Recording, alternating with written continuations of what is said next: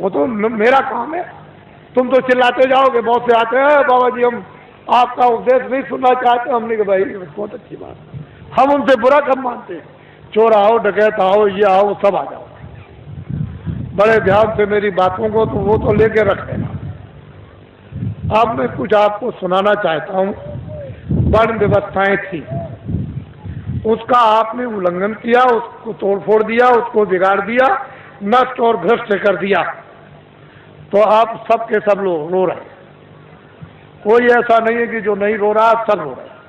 अगर कहोगे नहीं भाई धनी मानी हंस रहे ना, वो तुमसे ज्यादा रो रहे हैं, वो तुमसे भी ज्यादा भयंकर रो रहे। लेकिन तुम क्या कहते हो कि नहीं धनी हंस रहा।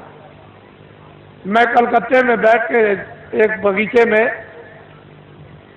चुपचाप बैठा हुआ था, तो दो आदमी बड़े सेठ पास में बैठ गए और आपस में बात करने लगे। अरे क्या जमाना आया,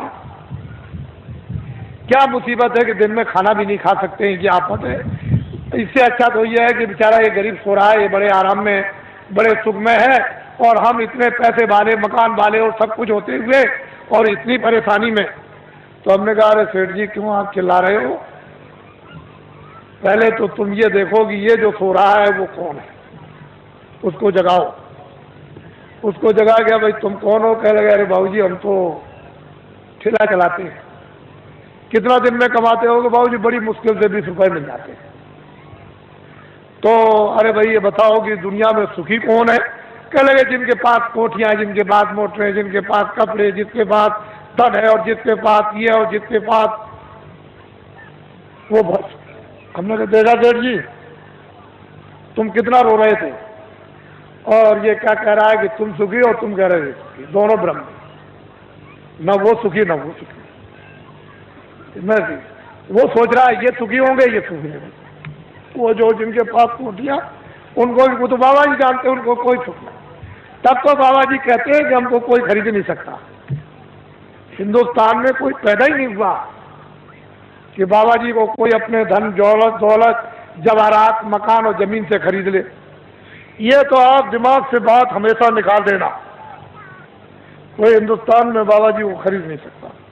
और बाबा जी इतने लक्ष्य के पक्के हैं कि मेरे पास बड़े बड़े नेता और लीडर और जो प्रधानमंत्री जो उनके लड़के चले गए वो भी मेरे पास पहुंचे और बड़ा उन्होंने लालच दिया। मैंने कहा इसका असर मेरे ऊपर में धूल के बराबर भी नहीं, लेकिन तुम देश का भला नहीं कर सकते, हम तुमको लिख करके देते हैं, आपके द्वारा देश का भला नहीं होगा। हम लिखते हैं आगे बड़ा आपके द्वारा नुकसान होगा देश का, और खूरेजी होगी देश की, और ये होगा और बर्बादी होगी और महंगाई होगा, सब जड़ दिया। और महात्माओं की बात नहीं मानोगे तो ये रास्ता खुदाली का नहीं, सब कुछ कह दिया। तो मतलब यह है कि बड़े लालच दिए जाते हैं। लोग सोचते होंगे कि शायद बाबा जी को कोई खरीद ले। यह कहो। अब मेरी बात बड़े ध्यान से यहां से आप शुरू करें। पहले तो ये आप बताइए कि आप किराए पर आए हो? ए बच्चियों मैं तुमको किराए पे लाया हूं? बोलो बच्चियों जोर से। पैसे को कह रही नहीं। तो ये बताओ बच्चे बच्चियों मैंने कुछ तुमको रुपया बांटा है? कहते नहीं बांटा। अब एक बात तो आपकी है साथ में, मेरे पास तो कोई बच्चा है नहीं, मैं अकेला फकत हूं। अगर तुम्हारी दृष्टि से देखा जाए तो मेरे पास कोई बच्चा। अब ये बताओ जब मेरे पास कोई बच्चा नहीं और मैं तुमको कहता हूं कि तुम किराए के मकान में, तो क्या मैं अमृत के मकान लूं? मैं भी किराए के मकान, आपको भी छोड़ना मुझे भी छोड़ना। तो जब मेरे पास बच्चा नहीं तो मोह किसका, लोभ किसका, झूठ किसका, वादा खिलाफी किसके लिए, चोरी किसके लिए, संग्रह किसके लिए? तो मैं ये समझता हूं कि ये जितने खड़े बैठे हैं बच्चे बच्चियां, ये सब मेरे बच्चे हैं। उस दृष्टि से, ज्ञान दृष्टि से तो सब आप मेरे बच्चे हैं, और संसार की दृष्टि से आप अपने माँ बाप के बच्चे हैं। बात समझ में आई? मोटी बात को समझ लीजिए आप। बाबा जी को तो कोई राष्ट्रपति और प्रधानमंत्री बनना नहीं है, न इसकी कोई ख्वाहिश है। अब समझ लो अच्छी तरह से आप। कहीं आप सोचने लगो कि नहीं बाबा जी को कोई ख्वाहिश हो, अरे हमको राष्ट्रपति की और प्रधानमंत्री की अगुवाई, हमारे पास तो जनता, इतनी जनता रहती है, और क्या है। जो झूठ बोला जाता, धोखा दिया जाता, बेईमानी की जाती, चोरी की जाती है, लोगों को सताया जाता, लोगों का धन इकट्ठा किया जाता, वो तो सब ये सब ये। तो ये भी आपको पता चल गया कि बाबा जी न प्रधानमंत्री बनते, न बनेंगे, न ख्वाहिश है, न इच्छा, न राशि। अब ये बातें बिल्कुल आपके सामने साफ हो गई। अब दूसरी बात तो अब कुछ नहीं। अब ये उत्तर प्रदेश में जो ये कहा गया है, अखबारों और रेडियो पर बड़ा जोरदार भाषण जो सीधा दिया गया है, तो लोगों ने सोचा होगा कि अरे भाई बहुत अच्छा है, देश में बड़ी तकलीफ, सूखा और अकाल की आ गई, और बड़े लोग जो हमारे नेता और लीडर हैं बड़ा ध्यान रखते हैं, बड़ा ख्याल। असल में जब सत्याग्रह चल रहा था तो इन्हीं नेताओं और लीडरों को लोग क्या कहते थे, देवता है, देवता। अरे हिंदुस्तान के लोगों, जब देश में 30 साल सत्याग्रह चल रहा था, उस समय पर कहा गया था कि अपने देश का कपड़ा तुम कपास पैदा करो खेतों में, और उसका मोटा दरी के बराबर सूत बुनो, और उसका तुम कुर्ता बनो और पैजामा या धोती, और वो उसका नाम है खद्दड़, उसको तुम पहनो तो देश आजाद हो जाए। हमने 30 साल ये सुना। क्षमा कीजिएगा, माफ कीजिएगा, ये सब स्पीचें पूरी 30 साल सुनी और अंग्रेजों का राज होश में देखा। उनके कर्मचारी, अधिकारी, और उनके अगर कहीं कोई घटना हो जाए, कहीं पर कत्ल की घटना हो जाए, तो सारे जिले के अधिकारी टूट पड़े, मजाल है। लेकिन क्या, 6 पैसे तोला चांदी मेरे सामने, शुद्ध प्योर, कहीं मिलावट का नाम निशान नहीं, 12 रुपए तोला सोना मेरे सामने बिकता था। 6 पैसे मजदूर को मजदूरी मिलती थी, और बेईमानी का नाम नहीं था, और पूरा गुजारा होता था मेरे सामने की। 1 रुपए का 60 किलो चावल, 60 किलो गुड़ और 60 किलो चना बाजार में बिकता था, देहातों में तो छोड़ दीजिए। और सब लोग, ये इनकी व्यवस्थाएं बनाई हुई थी कि 1 इंच की भी जमीन किसी के पास नहीं है तो बड़ा ही तुम चले आओ खेत में, एक बोझा बांध लो, लोहार बांध लो, धोबी बांध लो, ब्राह्मण बांध लो, जिसके पास जमीन नहीं खेत में आ जाओ, 1 गट्ठा बांध के, और 100 घर गांव में हुए तो 100 गट्ठे उसके 1 फसल पर हो गए। 2 फसलें होती थी 6 महीने के बाद। 100 गट्ठे धोबी, 100 गट्ठे बड़ई, 100 गट्ठे नाई, 100 गट्ठे ब्राह्मण, ये बांधते थे। और उस वक्त में 1 गट्ठा वो तो 200 गट्ठे हो गए एक के पास। क्या जरूरत है उसको खेती जोतने की और खेती रखने की, उसका तो पूरा। और ये हमारे छत्री और ब्राह्मण चुपचाप बच्चों को भेज दें, चले जाओ नाई के पास अनाज है, बड़ई के पास रखा हुआ, धीरे से सफाई पर ले आओ। और ये चुपचाप बेच करके बच्चों को अनाज रात को अंधेरे में, कि हम फसल आएगी घर में अब नहीं है तो जाओ ले आओ, और मैं ब्याज के सफाई पर दे देंगे। हमने देखा ब्याह शादी में ये छत्री और ये ब्राह्मण उन छोटे लोगों के काम, कपड़ा देना, ये देना, वो देना, अनाज देना, दूध देना, और फिर घी देना, लकड़ी देना, किसी तरह की छोटे को कोई तकलीफ नहीं हो पाती। हमने देखा कोई छोटों के साथ अन्याय तो कर ले, हम देखते तो हमने देखा 30 बार सत्याग्रह देखा। क्षमा कीजिएगा, 48 में आज़ादी मिली, 5000 भी हिंदुस्तान में खद्दड़ पहनने वाले नहीं थे। समूचे हिंदुस्तान में पाकिस्तान को भी मिला दिया जाए, उसमें भी, और लंका को भी मिला दिया जाए, तो 5000 हिंदुस्तान में खद्दड़ पहनने वाले नहीं थे। जब ये कहा गया कि देश आज़ाद हो गया, खद्दड़ पहन लो, कहने लगे हम नहीं पहनेंगे, अपने घर और मकान कौन जलवाएगा, कौन बर्बाद कराएगा, इतना खौफ था। और एक दिन की आवाज पर इन बच्चों ने 1 करोड़ ने टाट। चलो जंगलवासियों, चलो चलो जंगलवासियों, आप अपनी जगह पर रहो बच्चों, वहीं धीरज के साथ सब लोग उसी जगह बैठे रहो, अपनी अपनी जगह पर बैठे रहो।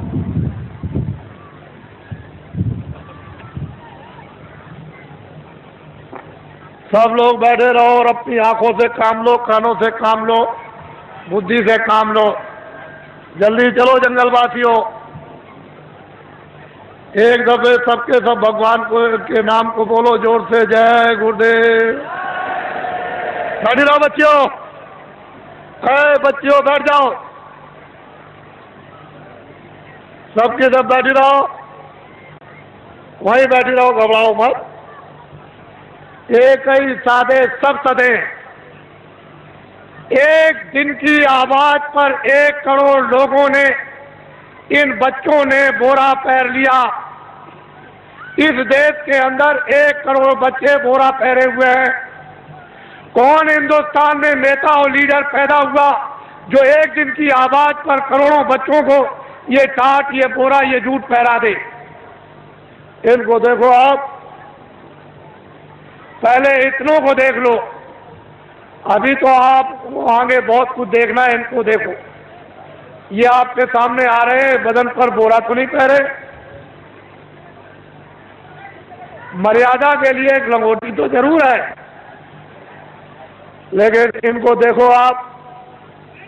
जल्दी चलो बच्चों, जल्दी से इनको देखिए आप। हमको ये दिखाना है आपको कि एक दिन की आवाज पर इस देश के लिए, देश के काम के लिए, देश की सुरक्षा के लिए, देश के न्याय के लिए, देश की व्यवस्था के लिए, काश्तकारों के लिए, कर्मचारी अधिकारियों के लिए, मजदूरों के लिए और छात्रों के लिए, सेठ और साहूकारों के लिए अगर 1 करोड़ बच्चे एक दिन की आवाज पर ये टाट पहन लें तो ये कोई साधारण और आसान काम नहीं है। तुमने इतनी बड़ी बड़ी ताकत लगा दी और 5000 को भी तुमने खतर और टोपी पैजामा धोती नहीं पहरा पाया, और 1 करोड़ बच्चे टाट पहरे देश में घूम रहे हैं। पहले तो लोगों ने सोचा था कि बाबा जी मजाक कर रहे होंगे।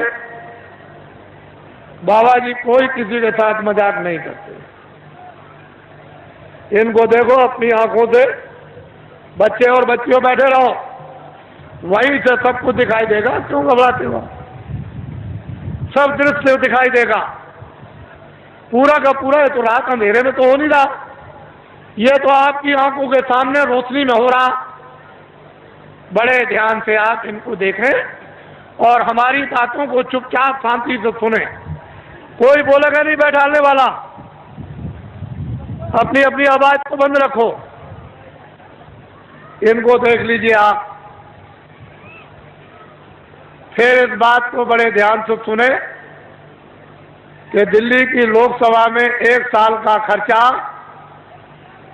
जो एमपी, जो दिल्ली में उस पार्लियामेंट लोकसभा में बैठते हैं, साल भर का लोकसभा का केवल खर्चा 35 अरब का। कितने अरब का? जोर से बोलो। 35 अरब का। इस भारत की आबादी यानी भारत की जनसंख्या 2 अरब की। कितने अरब की? जोर से बोलो, कितने अरब की? मैं आपकी बुद्धि से पूछना चाहता हूं कि दिल्ली की लोकसभा में एमपी बैठ करके, शासन करने वाले बैठकर ढंढोरा पीट कर रखवार रेडियो पर कि 80 करोड़ 80 करोड़ और 80 करोड़ का लोकसभा में बैठ करके बजट बनाया जाए, तो मैं आपसे मोटी बुद्धि से पूछना चाहता हूं, 2 अरब की आबादी को पूरा पड़ जाएगा? और रेडियो पर आपने जो ढंढोरा पीट रखा है और जो नसबंदी और गर्भपात आपने जो कुछ भी करवाया और 4-4, 5-5 महीने के बच्चों को जो आपने गिरवा दिया, क्या ये हत्या नहीं है? ये अपराध नहीं है? अंग्रेजों के राज में एक भी अगर गर्भपात गिराया जाता था और पता चल जाए अधिकारियों को, तो न्यायालयों में जाकर के उसको सजाए मौत की सजा होती थी। आए देशवासियों, क्या वो कोई कानून नहीं था? इतने आपने गर्भपात गिराए, इतनी नसबंदी कर्मचारी अधिकारियों की आपने इमरजेंसी में इनको पकड़कर सेठ साहूकारों को, इन देवियों को और बच्चों को पकड़कर आपने इतना बड़ा, आपने जनसंख्या की कमी के लिए आपने जो काम किया, और इस समय पर 2 अरब की आबादी है। बोलिए आप फेल हो गए कि नहीं? बोलिए फेल हुए कि नहीं? हमने भी मेरठ देखा था 50 साल पहले, हमने भी दिल्ली 50 साल पहले देखी थी। एक मामूली सी दिल्ली थी, वो चांदनी चौक के इर्द गिर्द ही आबादी थी और बाकी दिल्ली में कुछ नहीं था। हमने अपने आंखों से देखा था। आज उस दिल्ली को देखिए तो एक जो दिल्ली से 30-40 किलो की मील की दूरी पर गांव भी होगा, वो भी शहर बच गया। हमने देखा था। आपने सबसे पहले आपने प्रजातंत्र में ये शासन करने वालों ने अपराध किया है कि इस जनता प्रजातंत्र जनता के सामने आपने जनता की चोरी की, और ये अभी तक आपने नहीं बताया कि भारत की आबादी इतनी है। बोलिए अपराध है कि नहीं? बोलिए है अपराध। ये सबसे बड़ा अपराध भारतीय संविधान ये कहता है, बड़ा भारी अपराध है। जनता की प्रजातंत्र में चोरी नहीं करनी चाहिए, और आपने क्यों चोरी करके रखा इसको मैं बताना नहीं चाहता। मैं आपसे सबसे ये पूछना चाहूंगा, आप तो गृहस्थ आश्रम में बाल बच्चों में रहते हो, क्या आदमी अपनी स्त्री से कोई घर का या बाहर का राज छुपा सकता? कोई आपका गोपनीय भेद आपका यानी स्त्री से आप छुपा लेंगे? तो जब घर का और बाहर का कोई भेद स्त्री से नहीं छुप सकता है, तो क्या कोई फरिश्ते ऊपर से उतर आए? मान लो अगर कोई विदेशी देश का आदमी विदेशी देवी से, औरत से शादी करे, तो शायद हो सकता है कि वो बहुत बड़ा हो गया है, वो अपनी स्त्री से अपना राज छुपा लेगा? नहीं छुपाएगा। तो ये बताओ कि देश का आदमी विदेशी औरत से शादी चलते फिरते में करे, मंदिर भी ना हो और मस्जिद भी ना हो और मुल्ला भी ना हो और पंडित भी ना हो और दरिया का किनारा भी ना हो और कोई मंदिर और मठ भी ना हो, गिरजाघर भी ना हो, और चलते में अगर शादी कर ले तो उसको राजा बना दोगे? तो आपने ये सबसे बड़ी गलती क्यों की? भारत के प्रधानमंत्री ने विदेशी स्त्री से शादी की है, और आपने ये अपराध क्यों किया कि उसको राजा बनाया? क्यों आपने ये अपराध कर डाला, ये बताइए। ये देश के लिए, जनता के लिए, ये अपने गौरव के लिए, अपनी जाति समाज के लिए ये क्या छोटा अपराध है? अब ये बताइए, जब आपने प्रधानमंत्री राजा बना दिया तो कोई गोपनीय अपनी स्त्री से राज छुपा सकता है? तो ये सिद्ध और साबित हो गया कि मंत्रालय का, फौज का और उनका, और जो योजना बनाते हैं, जो कमजोरियां हैं इस प्रजा की, इस जनता की, इस देश की, इस हथियारों की, उड़ने वाले हो, मारने वाले हो, जो कुछ भी फैक्ट्रियों का उत्पादन हो या संग्रह हो, वो सब विदेश में चला गया। मैं एक बात और आपको ये बताना चाहता हूँ, उस समय पर ये राष्ट्रपति जो आए तब तो नहीं थे, लेकिन हमारे सरदार राष्ट्रपति थे जो रिटायर हो गए। उस समय पर यानी भारत की टकसाल करेंसी विदेशों में छपने के लिए दे दी गई। टकसाल और करेंसी विदेशों में छपने के लिए दे दी गई। भारत का संविधान और भारत की नीति, आप एमएलए और एमपी, और मतलब यह है कि जो भी संसद सदस्य हों वो राष्ट्रपति से शपथ ग्रहण करते हैं कि हम अपने भारत का, भारत की जनता का, भारत के विकास का और फौज का और फौज के सामान का हम कोई भी प्रतिज्ञा करते हैं गोपनीय भेद किसी विदेशी को नहीं बताएंगे और अपनी करेंसी किसी विदेश में नहीं छपवाएंगे। फिर राष्ट्रपति न्यायाधीश, जो मुख्य न्यायाधीश दिल्ली में रहते हैं सुप्रीम कोर्ट में, उनसे शपथ लेते हैं कि हम कोई भारत की जनता के खिलाफ यानी गोपनीय ऐसा राज ओपन नहीं करेंगे जिससे हमारे देश का और भारत की जनता का नुकसान हो जाए।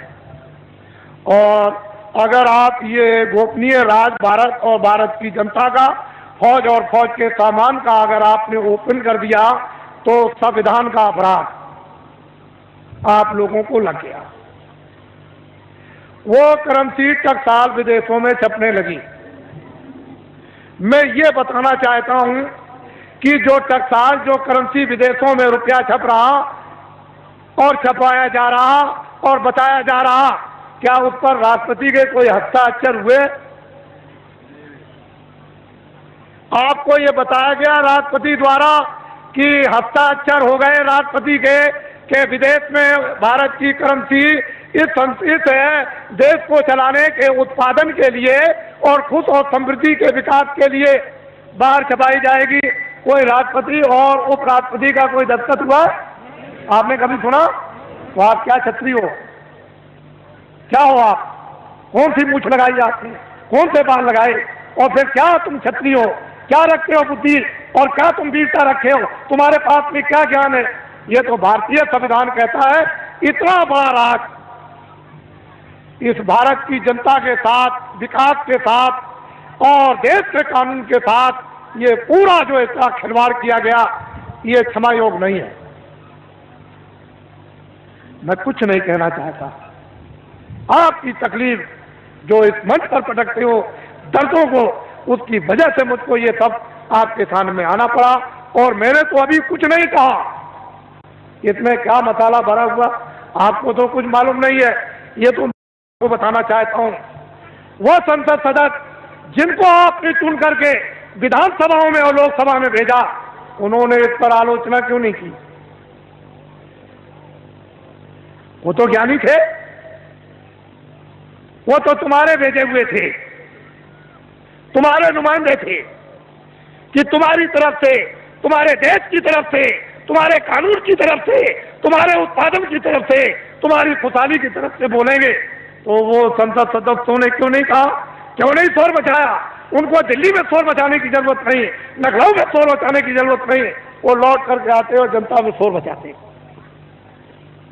सच्चा न्यायालय ये था, कहीं जाने की जरूरत नहीं, ना वो कहीं उधर जाना, आपको किसी गवर्नर के यहाँ जाना, ना आपको किसी कमिश्नर के यहाँ जाना, ना एसपी के यहाँ जाना, ना डीएम के यहाँ जाना, ना किसी दफ्तर में और न्यायालय में जाना। ये सच्चा न्यायालय तुम्हारा था, ये वोट का न्यायालय था। जब तुमको ये अधिकार मिला तो तुम यहाँ चिल्लाते आकर के कि वो करेंसी जो है बगैर राष्ट्रपति के दस्तखत के, बिना उपराष्ट्रपति के दस्तखत के वो करेंसी विदेशों में छापी जा रही। अब तुम्हारे पास क्या रह गया? ये भी नहीं, ये लंगोटी भी उतर जाएगी, ये भी चली जाएगी हाथ से। और वो कत्लेआम होगा जो बाबा जी पहले से सुनाते चले आए। सरेआम बाजार में कोई भी तुमको देखने वाला नहीं होगा। तुम्हारी बहु बेटियों को जब लोग खींच करके ले आएंगे और सड़कों पर डाल लेंगे, तब तुम कहोगे चलो बाबा जी के पास दौड़े। ये काम आएंगे आज से, ये खड़े हुए, ये काम आएंगे, यही आपके काम आएंगे। इसरो देश वीरों का देश है, क्षत्रियों का देश है, विद्वानों का देश है, ब्राह्मणों का देश है, सत्कर्मियों का देश है, त्यागियों का देश है। आप इसको अनाचार्यों का देश बना डाला। इसलिए आप इससे कहो, गांव-गांव में आपको जरूरत नहीं है, ना आपको दिल्ली में किसी तरह के सत्याग्रह की, कोई आंदोलन की और फेरियों की जरूरत नहीं है, ना दफ्तरों में आप जाते हो। ये बेचारे हमारे जो इंस्पेक्टर है यहाँ, ये कोई जा रहा दिल्ली, कोई लखनऊ जा रहा, कोई जा रहा, तो वहाँ रैली निकलेगी, सत्याग्रह होगा। आज इसका सत्याग्रह, कल उसका सत्याग्रह। आप उस मजिस्ट्रेट का, उस डीएम का, उस बेचारे जो रक्षा करते हैं, उनका समय तो वहाँ चला गया। तब तक यहाँ डकैती हो गई, तब तक यहाँ कत्ल हो गया। तुम चिल्लाए दरोगा जी, तुम चिल्लाए एसपी साहब, ये तुमने क्या कर दिया? और वो बेचारे चले गए वहाँ उनको बचाने के लिए। अरे ये क्यों करते? कहीं जाने की जरूरत नहीं। बस अब एक काम करो, लाओ इधर पकड़ाओ, एक ये काम करो, ये भूमि जोता खेतिहर काश्तकार संगठन की जो आधारशिला 10 सितंबर 1987 में रखी गई, ग्राम देवलखा, तहसील केसरगंज, जिला बहराइच। लोगों को मालूम नहीं था, वो तो मजाक समझते थे कि बाबा जी मजाक कर रहे, आधारशिला कितने आदमियों के बीच में, ये तो आपको कोई इतने आदमी इकट्ठे नहीं कर सकता। उनको तो ये पता नहीं था कि बाबा जी इतनी जल्दी जल्दी काम करेंगे। तब तक फौरन घोषणा हो गई, 5, 6, 7 को फौरन चलो हरदोई, और काम का भूम जोता खेतर का ठंडे, हमको शक्ति दो, हमको ज्ञान दो, हमको बल दो। देखो आप फिर देखिए, आप इस झंडे को ले लो। इस झंडे को लेने के बाद किसी की रैली में नहीं, बाबा जी की अपील है, किसी के सत्याग्रह में नहीं, कोई धरना नहीं देना, किसी मजिस्ट्रेट को या किसी एसपी को, किसी कमिश्नर को और किसी डीएम को या किसी अधिकारी कर्मचारी को वहां जाकर के उसका घेराव नहीं करना। इस झंडे को ले लो। अगर आप लोगों ने अपना झंडा जो ले लिया, जो आपका झंडा मैं पकड़े हुए हूं, मेरा झंडा तो ये बाद में बनेगा, अभी तो आपका झंडा है। अगर मैं इस झंडे को ले लेता तो आप कहते बाबा जी मेरा झंडा तो है नहीं, तो आपका झंडा, ये आपका झंडा मेरा नहीं है, मैं तो इस झंडे को लिए। देखो वो, मैं तो वो काम कर रहा था, और वो झंडा टाट वालों का, दूरदर्शी का, वो अलग है, और वो आपका उधर फैल रहा। इस झंडे को ले लो और ये ऐलान कर दो गांव गांव में कि भूम जोता खेतर का अस्कार ये अपना अपना झंडा लेकर और फौरन सभाएं करें, और जल्दी से जल्दी, और देर करने की जरूरत नहीं है, वो अपनी अपनी तकलीफें गांव में सब बताएं इन टाट वालों को। जो भी आपको पर्चे मिल जाए प्रस्ताव के, उसमें ट्रैक्टर का कर्जा, ट्यूबवेल का कर्जा, नाली का कर्जा, कुएं का कर्जा, इंजन का कर्जा, मेड़ का कर्जा, भैंस का कर्जा, बैल का, घोड़े का, गधे का, बकरी का, सुअर का, और हलों का, और यंत्रों का, और खाद और गैबर गोश्त का, और खादों का, और बीजों का, जितना भी कर्जा 40 सालों का सरकारी रदा तुम दे सकते हो कि नहीं दे सकते हो, वो झंडे लेकर के तुम बखात करो और अपनी चीज को पटको जल्दी से, और ये कहो कि झंडे अब हम इस योग नहीं रह गए, हम में ये समर्थता नहीं रह गई, अब हमारा 40 सालों का सरकारी जितना भी कर्जा है वो मैं ब्याज के माफ हो जाना चाहिए। बस आप अपनी आवाज को बाहर निकालो, वो सुन रहा है, वो सब कुछ करेगा। तुम क्यों घबराते हो, लेकिन आवाज नहीं निकालोगे तो कुछ नहीं हो सकता है। और जब तुमने झंडे लिए और गांव गांव में प्रस्ताव पास हुए और कमेटियां इन भूम जोता खेतर काश्तकारों की जब स्थापित होने लगी और अध्यक्ष और उपाध्यक्ष जैसे ही गांव गांव में बनने लगे, अगर वो नेता लीडर जो सड़क साफ थे, जो रास्ते में पकड़कर फौरन उसी दिन पकड़ करके और फौरन कुर्ता टोपी पहनाकर और डिक्लेयर रेडियो अखबारों पर कर दिया, मोहर लगा दी कि ये नेता हमारी पार्टी का है, वो सड़क अपने पास, उसको कह दिया, बस कह दिया कि इसको तुम अपना मतदान, अपना वोट हिंदू मुसलमान और सिख ईसाई दे दो। उस बेचारे को ये भी धोना नहीं आता था, ये पीछे तो धोना भी, टट्टी पेशाब भी नहीं आती थी, और सड़क छात्र नेता बन गया, दिल्ली में एमएलए और एमपी बन गया।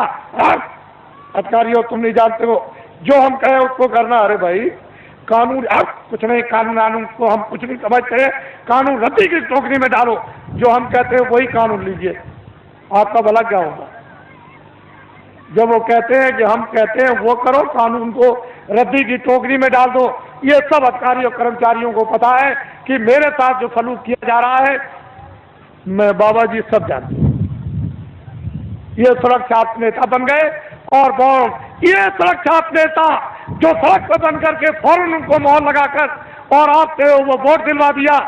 अगर आपने झंडा बाबा जी की अपील पर पकड़ लिया, ये नर नारी बच्चे और बच्चियों ने, ये सब के सब पार्टियों के लोग अपने अपने झंडों को ऐसे फेंक देंगे और सब तुम्हारे झंडे के नीचे आ जाएंगे।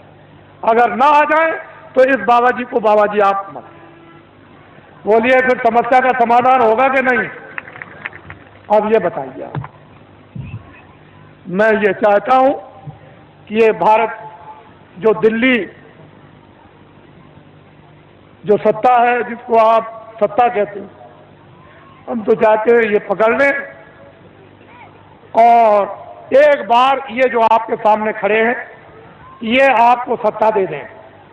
फिर इनसे हम क्या काम लेंगे तो शंकराचार्य जाने या राम जाने, या मतलब यह है कि वो कृष्ण के वो ऋषि मुनि जाने, लेकिन एक बार इन आपको जब सत्ता दे दें तो फिर आप सत्ता लेकर के फिर से नव निर्माण कर दिया जाए नए ढंग से और व्यवस्था आपके सुपुर्द कर दी। फिर आप कोई भी गलती करे, कभी भी कान पकड़ के बाहर, अभी गलती करेगा तो निकाल सकते हो? बोलो, निकाल दोगे एमपी को? बोलो, किसी मिनिस्टर को निकाल दोगे? नहीं निकाल दोगे। तो तुम्हारा अधिकार ही क्या रह गया? जिस आदमी को वोट देने का अधिकार, उसको पूरा पूरा राइट उसको निकालने का भी है, ये आपको मिलना चाहिए। ये नहीं मिलेगा आप कैसे? सामाजिक अधिकार ये सबको था कि समाज में न्याय के अधिकार सबको गांव गांव में थे और सब बिना पैसे के न्याय गांव गांव में होते थे। वो अपने बच्चे को भी नहीं छोड़ते थे न्याय करने वाले, उनको भी सजा देते कि तूने गलती किया, 5 रुपए का प्रसाद ला करके वो बांट दे और माफी मांग काम पकड़ के वो अपने बच्चों से भी माफी मंगवाते थे। तो आपके पास क्या कुछ है? इसलिए गांव गांव में तो पहले भूमि जोतक हितैषी काश्तकारों की सभाएं, फिर उसका अर्थ और मतलब, फिर उसके बाद उसका प्रस्ताव कामों का, उसके बाद है फिर उसका चुनाव। और जल्दी से जल्दी देर करने की जरूरत नहीं है, जल्दी करो। जितनी जल्दी तुम करोगे, अब तो वो रास्ता निकल आया, जितनी जल्दी करो उतनी काम आपका होगा। कुछ आप करो, कुछ मैं मेहनत करूं और कुछ इसलिए मेहनत करा दूं और भगवान की कृपा हो जाए, जल्दी काम।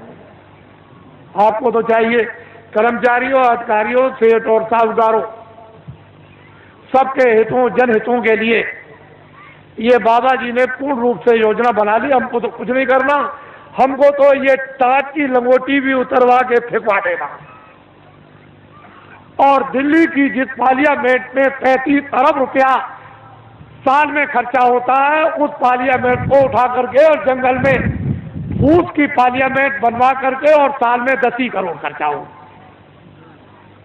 और इन लगोटी के या गैर लगोटी के द्वारा देश का एक बार संचालन करा दिया जाए और दुनिया को यह दिखा दिया जाए, ये हिंदुस्तान की बात नहीं, दुनिया को यह दिखा दिया जाए कि 40 वर्षों का हिंदुस्तान का सरकारी कर्जा लदा हुआ भूमि जोतक हितैषी काश्तकारों पर वो माफ और कर्मचारी अधिकारियों को जितना वेतन, यानी छोटे से छोटा और बड़े से बड़ा 10,000 वो, और सेठ और साहूकारों की जो काली ब्लैक मनी है वो सब की सब बिना अपराध और बिना किसी टैक्स के ये सब की सब वाइट करवा दी जाएगी। और इन पर कोई किसी तरह का आपको लाइसेंस नहीं देना है, सब लाइसेंस यानी फ्री कर दिए जाएंगे और सबको छोटे बड़े कारखाना लगाने का इनको अधिकार दे दिया जाएगा कि तुम छोटा से छोटा बड़े से बड़ा कारखाना लगा दो। आपको ये क्या मालूम, ये तो संकेत है, ये झंडा आपको पकड़ना है। इसलिए अब आप तैयारी करो कि आपने गलती की है, आपने अपराध किया है। एक तो वास्तव में मानवता का, इंसानियत का अपराध, फिर विधान का अपराध, फिर ईश्वर की तरफ से, फिर ऋषि मुनि महात्मा रामायण गीता की तरफ से, आप कुरान की तरफ से गुनहगार। अब गुनाह आपका कब जाएगा?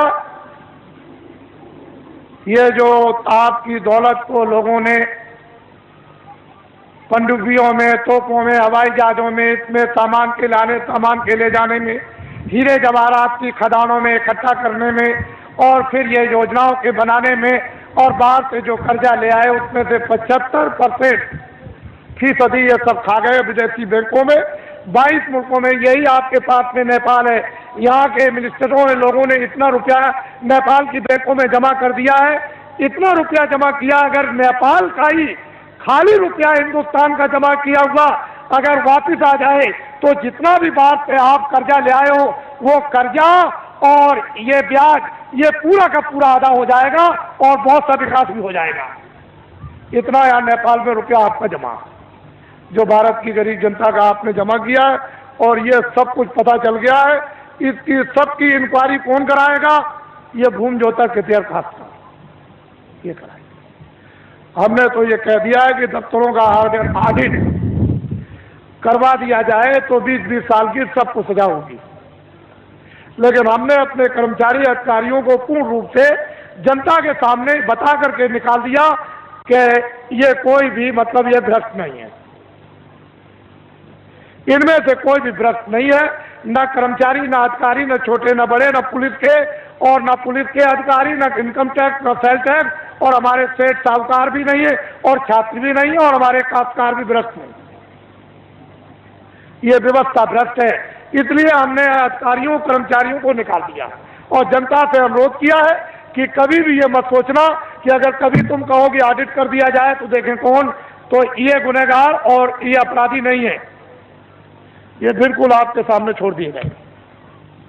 अब ये कौन आएगा गिरफ्त में, जहां से संचालन होता है,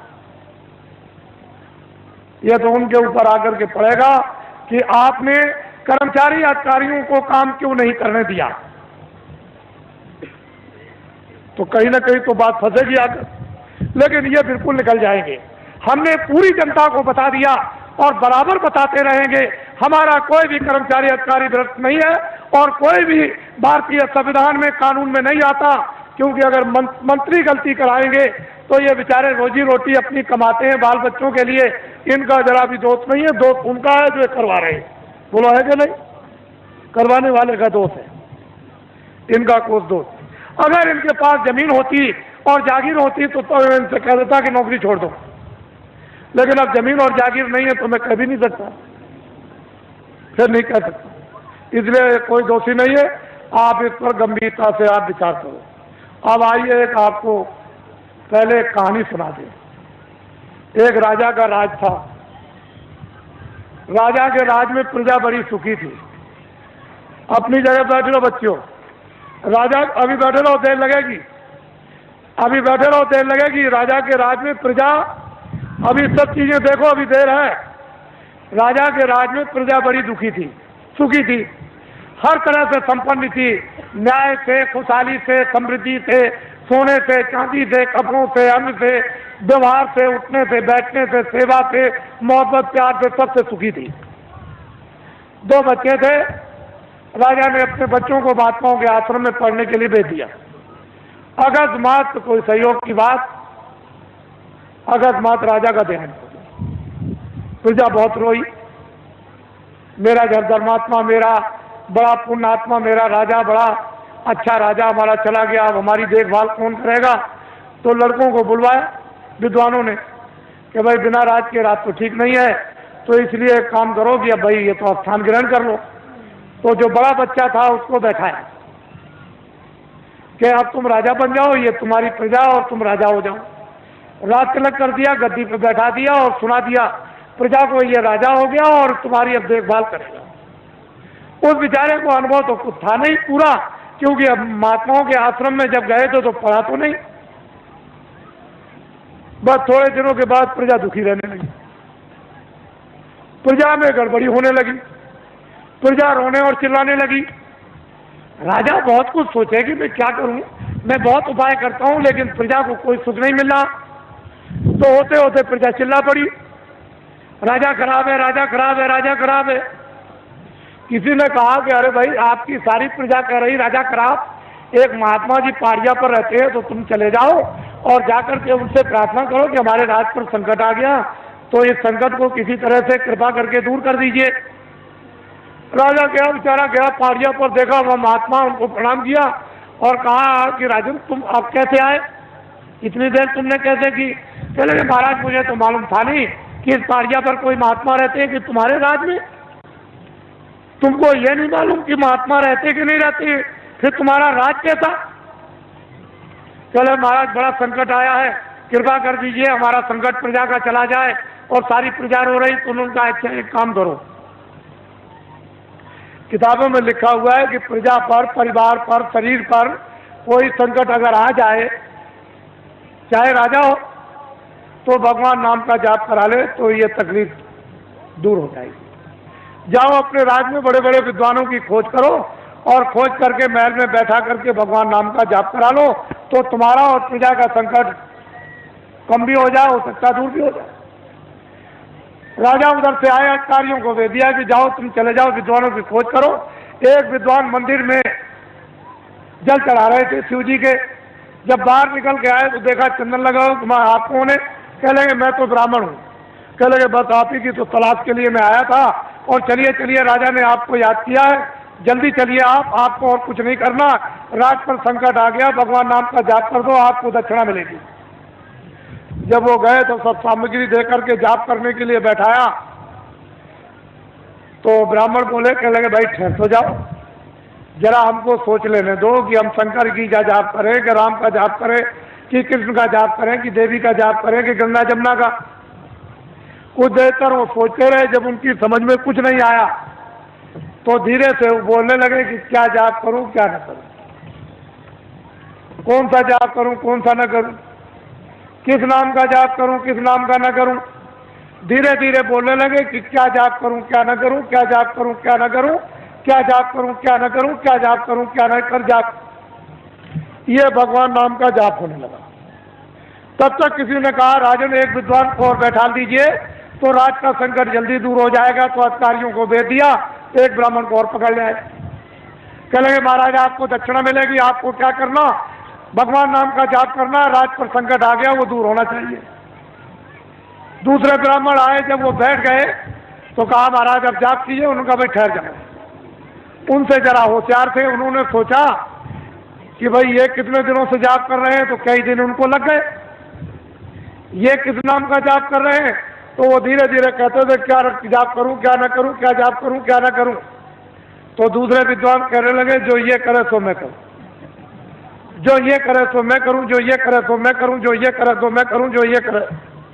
तब तक किसी ने कहा कि राजन अगर एक विद्वान को और बुला करके बैठा दो तो राज संकट जल्दी दूर हो जाएगा। तो दौड़े अधिकारी दौड़ाया तो तीसरे ब्राह्मण को और पकड़ जाए। वो दोनों से होशियार, उनसे कहा महाराज आपको अच्छी दक्षिणा मिलेगी, भगवान नाम का आप जाप कर दीजिए। तो जब बैठ गए तो उन्होंने कहा भाई ठहर जाओ, मुझे सोचने दो, विचारने करने दो, जाप करने के लिए तुम्हें आए। उन्होंने सोचा कि पहले वाले विद्वान क्या जाप कर रहे, तो पहला कहता है कि क्या जाप करूं क्या ना करूं, दूसरा कहता है जो ये जाप करे सो मैं करूं, तो तीसरा कहता है कि धांधली कब तक चलेगी, ये धांधली कब तक चलेगी, ये धांधली कब तक चलेगी, ये धांधली कब तक चलेगी। तब तक किसी ने कहा राजन तुम्हारे राज का सब नाश हो जाएगा। अरे 3 विद्वान जाप के लिए नहीं बैठाए जाते हैं, ये त्रिदोष हो जाएगा तो राज में संपात हो जाएगा। चौथे विद्वान को जल्दी खोजो और उसको ले आओ, तब राज संकट जाएगा। तो दौड़ पड़े अधिकारी, चौथे को पकड़ लाए। जब चौथे आए तो तीनों से चौथे होशियार। उन्होंने सोचा कि भाई पहले वाले 3 क्या कर रहे हैं, तो एक कहता है कि क्या जाप करूं क्या ना करूं, क्या जाप करूं क्या ना करूं। तो दूसरा कहता है जो ये करे सो मैं करूं, जो ये करे सो मैं करूं। तो तीसरा कहता है ये धांधली कब तक चलेगी, ये धांधली कब तक चलेगी। तो चौथा कहता है कि जब तक चलेगी जब तक सही, जब तक चलेगी जब तक सही, जब तक चलेगी जब तक सही, जब तक चलेगी जब तक। ये चारों जाप कर रहे हैं। एक कहता है कि क्या जाप करूं क्या ना करूं, दूसरा कहता है जो ये करे तो मैं करूं, तीसरा कहता है ये धांधली कब तक चलेगी, ये धांधली कब तक चलेगी। तो चौथा कहता है जब तक भारत की जनता नहीं जगेगी तब तक चलेगी, जब तक भारत की जनता नहीं जगेगी तब तक चलेगी, जब तक भारत की जनता नहीं जगेगी तब तक चलेगी, जब तक भूम जो तक खितिया का तार नहीं जगेंगे तब तक ये धांधली चलेगी। किसी ने आकर के कहा कि राजन बड़े बड़े विद्वान भगवान नाम का जाप कर रहे, उसको देखा जाए। तो आगे कहा मंत्री ने कि चलो सिपाहियों, राजा जाप देखना चाहते हैं। सिपाही गए, विद्वानों से कहा कि अरे विद्वानों, मंत्री और राजा आपके जाप को देखने के लिए आ रहे। कह लगे कोई चिंता फिक्र मत करो, कब आ रहे, कितने बजे से आएंगे, इतने बजे से आएंगे, चल पड़े। बस वो सब के सब विद्वान जोर से बोलने लगे क्या जाप करूं क्या ना करूं, जो ये करे तो मैं करूं, जो ये करे तो मैं करूं, ये धांधली कब तक चलेगी, ये धांधली कब तक चलेगी। तो चौथा विद्वान कहता है जब तक राजा साहब नहीं आएंगे तब तक धांधली चलेगी, जब तक राजा साहब नहीं आएंगे तब तक धांधली चलेगी। तो राजा साहब ने जब कानों से सुना कि अरे, एक कहता है कि क्या करूं जाप करूं क्या ना करूं, दूसरा कहता है कि ये करे तो मैं करूं, तीसरा कहता है धांधली कब तक चलेगी, ये धांधली कब तक चले, चौथा कहता है जब तक राजा साहब नहीं आएंगे तब तक चलेगी। तो राजा साहब ने कहा अरे बदमाशो, मैं आ गया, अब तुम्हारी बदमाशी नहीं चलेगी। आप तो अभी क्या मालूम, आप लोग घबराओ मत, ठहर जाओ, वही बैठे रहो और उस मंत्री बनाओ। तो सबसे पहले गांव में जाने का कोई बुजुर्ग मिल जाए छत्री मिल जाए, ब्राह्मण मिल जाए, कोई बुजुर्ग मिल जाए तो टाट वालों को सबसे पहले पैर झुकना चाहिए। पहला काम तुम्हारा यह है। और कभी भी तुम किसी अधिकारी के सामने और कोई भी छत्री मिल जाए, ब्राह्मण मिल जाए, बुजुर्ग मिल जाए, उसके सामने तुम कभी कुर्सी पर मत बैठना। तुम्हारी कुर्सी ये जमीन है, खड़े हो जाओ, फिर पीछे घूम जाओ। ये जो बैठे विराजमान है, ये आप सब आपके क्षेत्र के औरतें भी हैं, तो आप पहले इसको भी प्रणाम करो।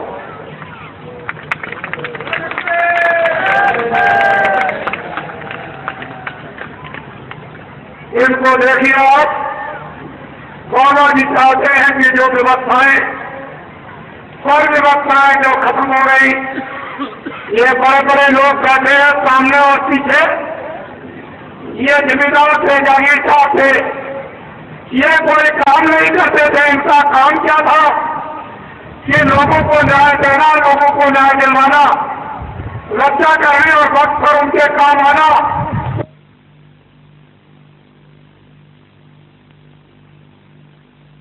नहीं,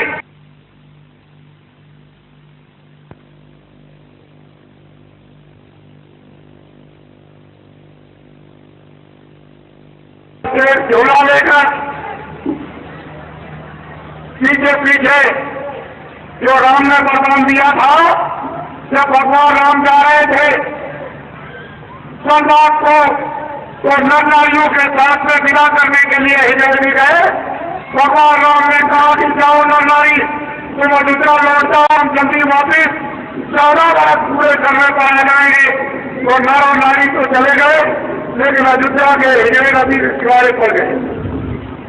जब भगवान राम लौट कर आए और नदी पार करने लगे तो वहां बहुत लोग पड़े हुए, पूछा तुम लोग कौन हो, क्या सरकार हमको अयोध्या भेजे? यहाँ कैसे पड़े हुए हो कि सरकार आपको विदा करने आए थे? जब आप वनवास 14 वर्ष के लिए जा रहे थे तो गए क्यों नहीं? कि सरकार आपकी नरनारियों को आदेश दिया था कि तुम अयोध्या लौट आओ, हमने नर नारी तो हम सरकार से अगर आपके आदेश के प्रति आपका आदेश भी हुआ तो ये पड़ गए। उन्होंने कहा जब तुम 14 वर्ष से हमारी तरह तुम समस्या करते रहे कि सरकार पूछ लीजिए आप। चले जाओ, हम बहुत प्रसन्न और खुश हो गए। हम तुमको ये वरदान देते हैं कि जब सहयोग आएगा तो दिल्ली का राज तुम विधवाओं को दे दिया जाएगा। तो ये छत्रियों की आन और शान खत्म हो गए हैं। छत्रियों और ब्राह्मणों, हम चाहते हैं कि तुम्हारा खून बिल्कुल शुद्ध और साफ हो जाए और खून में ताकत आ जाए और तुम्हारी मूछ से भी रह जाए, पैर की मूछ रह जाए। और अब तुम्हारा ये फिर से खून साफ करने का और पैर की मूछ लगाने का ये काम है कि गाँव में तुम जल्दी से जल्दी चलो और होम योगा के साथ साथ ये वैचारिक क्रांति का ये झंडा उनसे पकड़ा दो। ये तुम्हारा काम है। अब तो तुम्हारा खून साफ हो जाएगा और तुम सत्य तो कहलाओगे। ये तो परिश्रम करना ही पड़ेगा, इसमें अब तुम बच नहीं सकते हो। ये तुम्हारे लिए बहुत उत्साह है और इसमें भी और कठोर काम आएगा। फिर तुम क्या करोगे? ये तो अभी सस्ता करो, खड़ा हो जाओ और पीछे घूम जाओ। ये इस मैदान में हमारे बहुत से मनाना और प्रेरक का सामान आया है। ये लोग ये कहते आए कि सामान का हमको पैसा दे दीजिए। क्या बताएं, ये सामान लेने हमको किराया देने को मिले। ये अविश्वास महात्मा ऋषियों मुनियों के साथ कभी नहीं होता था। ये अविश्वास इसलिए सबसे पहले आप जिन लोगों ने अविश्वास ये विचार में और धर्म के काम पर किया है उनको भी आप प्रणाम करो। और सब विश्वास थे, एक पैसे की गलती नहीं। और जो कुछ भी आपने सामान दिया है उसका आपको पूरा जो वादा किया है एवं किराए पर देते हैं, पूरा किराया आपको मिलेगा। किसी को किसी चीज की घबराने की जरूरत नहीं। जब तुम आश्रम कराओगे, बाबा जी तो सही बैठे रहे तो हमारे नाम से लाखों रुपए का सामान ला सकते हो, लेकिन लोग जानते हैं कि एक नए पैसे की गलती नहीं, हल हो जाओ, फिर पीछे घूम जाओ और फिर तेजी से पीछे घूमो। ये हमारे अधिकारियों ने बहुत मेहनत की, कर्मचारियों ने, और हमारे जो स्कूल का ये मैदान है छात्रों का, उन्होंने शायद लोगों ने जिन्होंने इस मैदान में योगदान दिया। खड़े हो जाओ, ये हमारी माताएं आई है जिनसे तुम पैदा किए हो, फिर वो प्रणाम करो। ये हमारी माताएं हैं, तुम इनसे पैदा हुए तो प्रणाम करो। इनके सामने तो वादा कर रहे हो, ये वादा एक भी झूठा नहीं होना चाहिए, क्योंकि ये वादे प्रतिज्ञा इनके सामने तुम बस समझ लो, जिन्होंने इनके सामने का वादा पूरा कर दिया बस समझ लीजिए, वो मुझे प्राप्त कर जाएगा। और माताओं के सामने का जिसने वादा पूरा नहीं किया वो समझ लीजिए आप कि चला गया। जैसे सोने की लंका रावण की चली गई वैसे ही खड़ा हो जाओ, फिर पीछे घूम जाओ और फिर पीछे घूमो। मैं जरा सबका दर्शन करूंगा, क्योंकि सब बच्चियां हैं, बच्चे हैं, सोचते हैं बाबा जी दूर खड़े हुए हैं तो जरा नजदीक से देख ले। सभी इच्छा करते हैं कि बाबा जी को नजदीक से देखा जाए, तो बैठे रहो आप दबाओ नहीं, मैं उधर से आऊंगा और सबका दर्शन करता हुआ फिर जाऊंगा।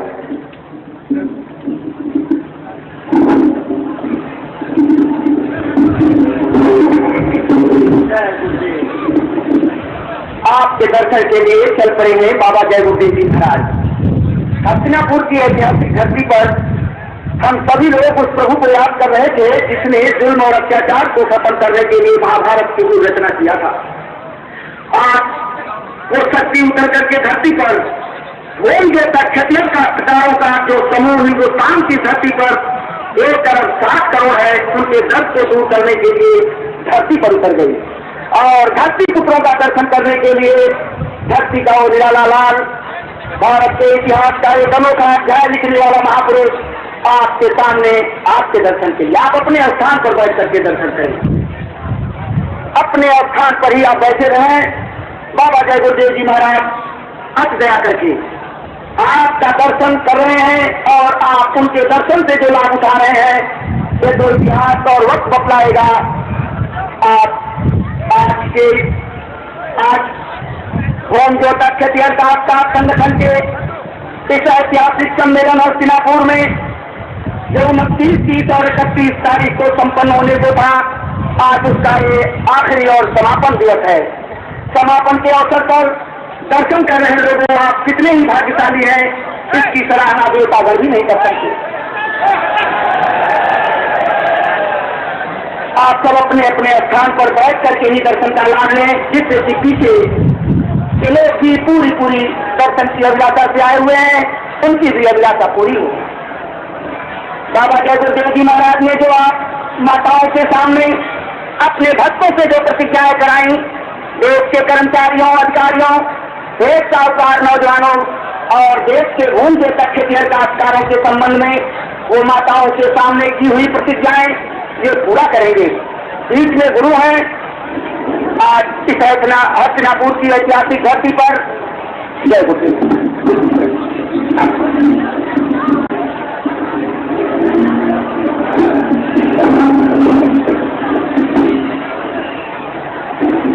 आप सब लोग चुप रहो, बहुत ही ध्यान से सुनो।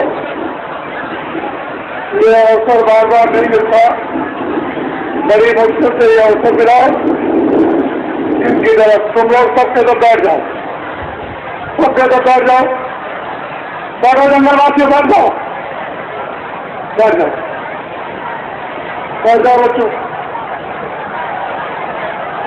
बैठ जाओ बच्चियों, बैठो, खड़ी मत जाओ, बहुत ही ध्यान से सुनो। पहले वो लोग इस बात को अच्छी तरह से सुन लें कि लखनऊ में कोई कार्यक्रम, लखनऊ में कोई भी कार्यक्रम फरवरी में नहीं होगा। लखनऊ में कोई कार्यक्रम फरवरी में नहीं होगा, अगले महीने में कोई कार्यक्रम लखनऊ में नहीं होगा। मैं 13 फरवरी और 22 फरवरी के बीच में जा रहा हूँ आपके सौराष्ट्र में भावनगर के पास, जहाँ पर सोमनाथ मंदिर है। वहाँ धूम जोता खिटियार खासमार लोगों ने वहाँ आह्वान किया है और बड़ी संख्या में जहाँ सोमनाथ मंदिर है सौराष्ट्र में, उसी के पास में ये कार्यक्रम होगा। लेकिन तारीख उसकी 13 और 22 फरवरी के बीच में होगा। उसकी घोषणा मैं कल हो सकता है करूँगा, लेकिन आपके लिए तो उसमें सुनने बड़ी दूर है और आप तो आजादी करते हुए वही के लोगों के लिए है। मैं लौट करके वापस आऊंगा तो मथुरा में होली का कार्यक्रम मथुरा में होगा और 13 फरवरी को उत्तर प्रदेश के सभी जिलों में धूम जोता खिटियार खासमार संगठन का वैचारिक ये सम्मेलन होगा। एक ही तारीखों में, चाहे 7 जिले हों चाहे 55 जिले हों, एक ही तारीख में पूरे उत्तर प्रदेश के जिले में धूम जोता खिटियार खासमार संगठन का सम्मेलन होगा। और 22 फरवरी को जो आगे महीना आ रहा है आज के बाद में, 22 फरवरी को उत्तर प्रदेश की सारी तहसीलों में, जितने भी उत्तर प्रदेश में तहसीलें हैं, उन सभी तहसीलों में एक ही तारीख को धूम जोता खिटियार खासमार संगठन का सम्मेलन वैचारिक क्रांति का होगा। इसको याद रखेंगे अच्छी तरह से। होली का कार्यक्रम मथुरा में होगा। उसके बाद जब मार्च का महीना लग जाएगा तो मैं फौरन अभी उड़ीसा में जा रहा हूँ, जहाँ धूम जोतुओं का बड़ा विशाल कार्यक्रम यानी उड़ीसा में 7 जिलों में बड़े जोर से चल रहा। वहाँ लोगों ने आह्वान किया है कि आप वहाँ पर जल्दी से आ जाइए और ध्यान से बात को सुने अच्छी तरह से। ये आज अंतिम दिन है। 29 और 30 और 31 जनवरी को आपके हस्तापुर में ये तीनों दिन कार्यक्रम आपके समक्ष में। मैं इतने समय में बहुत कुछ तो आपको नहीं बता सकता और इतना आप समझ भी नहीं पाओगे, लेकिन फिर ये बात सभी जितने धूम जोता खिटियार खासमार आए हुए हैं जो खेती का काम करते हैं वो कान खोल के सुन ले। और जंगलवासियों, ये हमारे धूम जोता बहुत परेशान तकलीफ में है। 40 सालों पर इन पर कर्जा लगा हुआ है सरकारी। ये 40 सालों का सरकारी सबसे बड़ा कर्जा ट्रैक्टर का, और ट्रैक्टर भी उसके साथ जोड़ लिया गया। जितने भी ट्रैक्टर के साथ जुड़े हुए नीचे जितने भी कर्जे सरकारी, वो मैं ब्याज से धूम जोता खिटियार खासमारों का सरकारी 40 सालों का जो कर्जा मैं ब्याज से कौन माफ करेगा? पहले तो आप इसको देखिए, आपको तो हम छोड़ भी गए, लेकिन माताएं जो सामने बैठी है उनको नहीं छोड़ सकते। ये आपके सामने है और मेरे सामने आप, ये भी मेरे सामने, आप भी मेरे सामने, और पीछे बैठे हुए वो लोग भी मेरे सामने। मैं चारों तरफ आपके मध्यस्थ का, मुझे अपना मध्यस्थ समझे, मैं इनको आदेश दूंगा कि ये काम कर दो। इनका काम क्या होगा वो काम कर देंगे। बस मेरा काम इतना रहेगा, मैं सिर्फ पूछूंगा कि जो मैंने इन माताओं के सामने प्रतिज्ञा की वो 40 सालों का सरकारी कर्जा माफ हुआ कि नहीं, और 1 करोड़ आदमी मैदान में इकट्ठे होंगे। 1 करोड़ के बीच में बाबा जी पूछेंगे, जब वो सब के सब ये कह देंगे हाथ उठाकर, कागज को अपना साथ ले ही जाएंगे, जो पक्का कागज इनको मिलेगा जिस पर सरकारी मोहर होगी मजिस्ट्रेट का और बैंक का मैनेजर, वो सब उस पर लिखा होगा पूरा का पूरा कि 40 सालों का सरकारी कर्जा इस तारीख पर सब प्रथम में ब्याज से माफ कर दिया गया। उस पर लिखा होगा किसी तरह कोई कर्जा नहीं। जब ये खासकार कह देंगे तो बाबा जी सच्ची बात मानेंगे इसके पहले। ये हमारे जो कर्मचारी अधिकारी जिनको कह दिया ध्वस्त है, जिस व्यक्ति ने कर्मचारी अधिकारियों को कह दिया कि ये ध्वस्त है, उसको इस्तीफा पहले ही दे देना चाहिए था। ऐसे लोगों को उसने कह दिया कि ध्वस्त है, और अध्यक्ष कौन है? ये ऐसे ही रह गए। हमारे देश का कोई कर्मचारी अधिकारी भ्रष्ट नहीं है। ये जो दिल्ली में बैठ के शासन करते हैं संपूर्ण रूप से यही भ्रष्ट है और इनकी दवा काम चला जा रही है, सामने बैठे हैं, ये दवा कर देंगे। इनको रास्ता अभी तक मालूम नहीं था, लेकिन सब इनके सामने रास्ता आ गया। घबराने की जरूरत नहीं, बाबा जी की अपील है। ये अपना झंडा पकड़ लो, किसी भी रैली में बाबा जी की अपील पर भाई को उनको तक साक्षात्कार, यानी रैली में नहीं जाएगा, ना उनके सत्याग्रह में, ना वो कमिश्नर का गिराव करेगा, ना एसपी का करेगा, ना डीएम का करेगा। किसी भी दफ्तर में गिराव करने की जरूरत नहीं। और न वो बिजली के बारे में कुछ कहे, न वो गन्ने के बारे में कुछ कहे। और कौन का तख्तिया कामकाज को ये चाहिए कि ये झंडा अपना पकड़ ले। सबसे पहला काम ये झंडा अपना पकड़ ले। अगर एक के दादे से सब काम न पूरे हो जाए तो जो बाबा जी को आप सजा दे देना।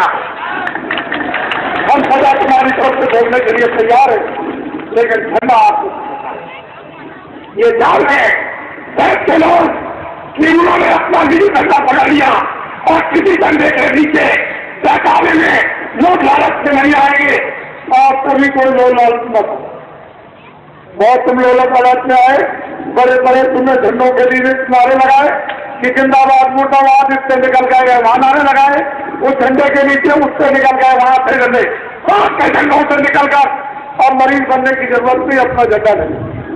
अगर तुम्हारा मर्ज न चला जाए तो दे देना, ये झंडा लो। जंगलवासियों खड़े हो जाओ, नीचे घूम जाओ, उनको भी देखो। हमारे जहां बीच में बैठे दोनों तरफ, वो साथ वाले बैठे इधर घूमो तक, ये किधर खासदार संगठन के, और फिर इधर घूम जाओ। सामने ये हमारे आए हुए हैं, ये कुछ सुनने के लिए बाबा जी के मस्तक में ऐसी नवीन नवीन योजनाएं जो आपको सुनने में भी मालूम नहीं होगी, इस खोपड़ी में है। लेकिन हमको बता क्यों दे, क्यों कि मुझे तो कोई लोग लालच है नहीं। मैं इतना ही आपको बताना चाहता हूं कि जो लोग ये कहे कि कौन जोता के दिया खासदारों का सरकारी कर्जा 40 सालों का मैं ब्याज के माफ कर दिया जाएगा, अगर वो लोग आपको ये कहे कि बैंक सभी हिंदुस्तान से बंद हो जाएंगे तो उनसे ये कह देना हिंदुस्तान का कोई बैंक मंत्री होगा और रुपया रखने के लिए उन बैंकों में जगह नहीं रहेगी, उस रुपये को रखने के लिए नई बैंकें और खोलनी पड़ेगी। उनके लिए जवाब है, उनको कह देना बाबा जी को कुछ नहीं चाहिए, ये बाबा जी समझते नहीं तो आप। और ये बाबा कौन होगा? जितना विदेशों से कर्जा आया इस भारत के विकास के लिए, इस जनता की सेवा के लिए, वो तो 75% खर्च कर गए।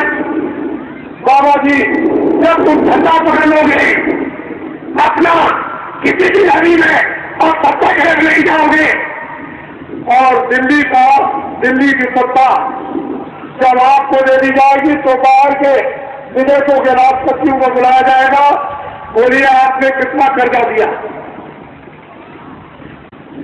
सबसे पहले इस कर्जे को माफ कीजिए। मैं पहला व्यक्ति हूँगा कि जो विदेशों से कर्जा मिला वो पहले से ब्याज से माफ करवा दूंगा। आ जाओ, जब भारत का विकास हो जाएगा तो विश्व के जिन्होंने कर्जा दिया उन राष्ट्रपतियों को बुलाऊंगा और ये कहूंगा कि भारत हमारा सिर और बहुत बैंक का है, ये अपना कर्जा मैं ब्याज के वापस ले जाऊंगा, वापस ले जाऊंगा। हमारे देश का नाम सदा से होता आया और वो हमारा सिद्धांतवादी देश है, चरित्रवान सदाचारी। लेकिन इन लोगों ने ये हिजड़ों के पीछे आप लग गए बरदान में, अब तो बस्ती खत्म हो रहा है उसका, और तुम भी अब तक जाओगे। अब क्या है, पीछे घूमो, सामने घूम जाओ और एक दूसरे से प्रणाम करो।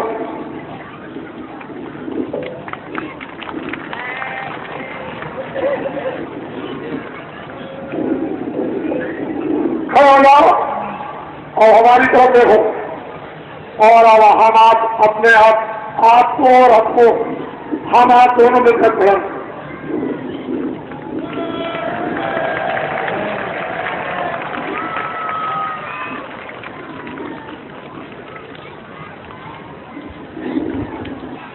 बोलो, आपकी समझ में कुछ आया? बच्चों, आपकी समझ में कुछ आया? तो बच्चों, आप थोड़ा सा भजन भी कर लेना। रोटी बच्चों की सेवा, जब रात को सोने जाओ 5 मिनट 10 मिनट तो देख के भजन भी कर लेना। तुम्हारा भजन काफी हो जाएगा जब जाने लगो।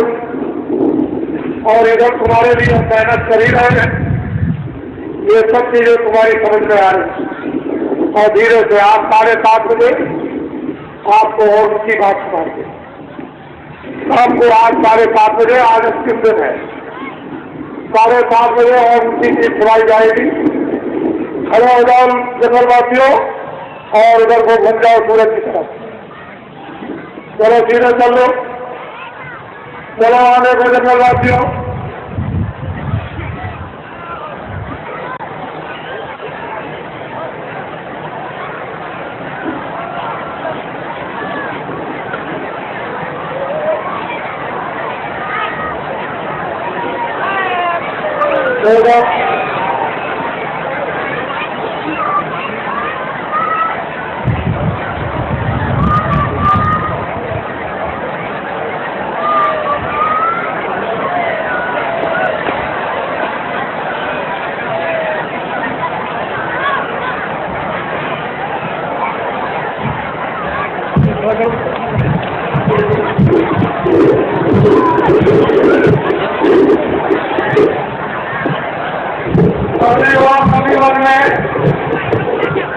अपने भाई उनमें संकल्प करेंगे, किसी को दिखाने की जरूरत नहीं है।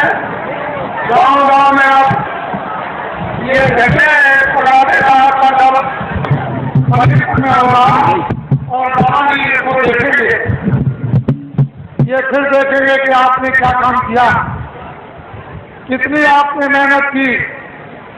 ये बाबा जी फिर देखेंगे। बाबा जी ऐसे नहीं है कि आपको छोड़कर के इतनी जल्दी चले जाएंगे, ऐसा नहीं। जब एक बार पकड़ लेते हैं तो छोड़ना नहीं चाहते। बोलो जय गुरुदेव, जय गुरुदेव, जय गुरुदेव, जय गुरुदेव, जय गुरुदेव, जय गुरुदेव।